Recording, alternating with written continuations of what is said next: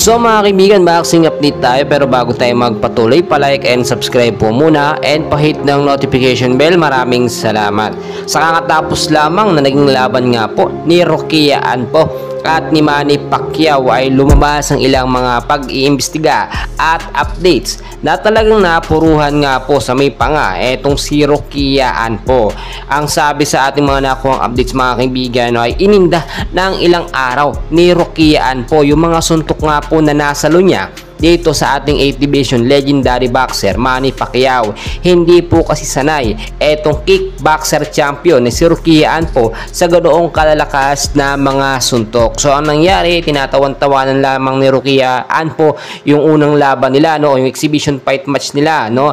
Then after ng ilang araw, doon po lumabas yung pananakit ng kanyang jaw, which is doon po natamaan ng solid ni Manny Pacquiao. Sa side naman ni Manny Pacquiao, kahit natatamaan siya nitong si Anpo mga kaibigan, ay hindi ito tumatalab. Doon nagkakaroon ng mga impact pero hindi nararamdaman ni Manny Pacquiao yun. Totoo po yung sinasabi sa ilang updates na itong si Manny Pacquiao, no, kung pinaabot sana ng kahit nga po sa round 8 hanggang round 10 ay sigurado 100% knockout po ang kalalabasan ng laban nila ni Rocky Anpo. Etong kickboxer kasi na si Rocky Anpo, hindi talaga sanayan sa mahabaang laban. Hanggang 3 rounds lamang po ang kanyang kaya, no? Kaya nga sa Japan, inilagay nila sa 3 rounds para etong si Anpo mainit na mainit pa, no? Pero sa katagalan, hihina po ng hihina ang stamina.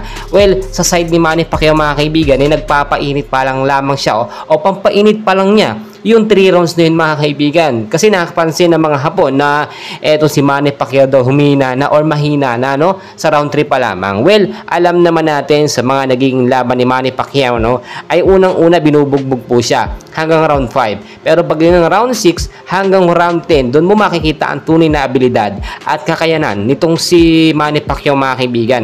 Pasalamat na lamang po si Rocky Anpo na yan lamang ang kanyang tinamo.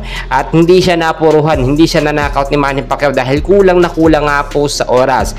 Ilang minuto lang din sila naglaban. Ayon na rin po sa ating mga nakuhang updates ay magkakaroon ulit ng exhibition fight match etong si Rocky Anpo. Dito naman po, no, sa humahamon sa kanya na kaya daw siyang pabagsakin sa loob lamang ng 3 rounds, no, na si Ryan Garcia. Ang sagot naman dyan nitong si Rocky Anpo, let's find out. Titignan natin kung sino ang mananalo. Well, alam naman natin parehas bata ang boksingero nito, pero nara sa akin talaga malaki ang kalamangan dito nitong welterweight champion, no, world champion na si Ryan Garcia na pabagsakin nga, no, eto si Rocky Anpo sa loob lamang ng round 3 hanggang round 5. While mga kaibigan, dahil pa natin kaganapan, so dyan lang kayo, and please huwag kalimutan mag-like and subscribe. Maraming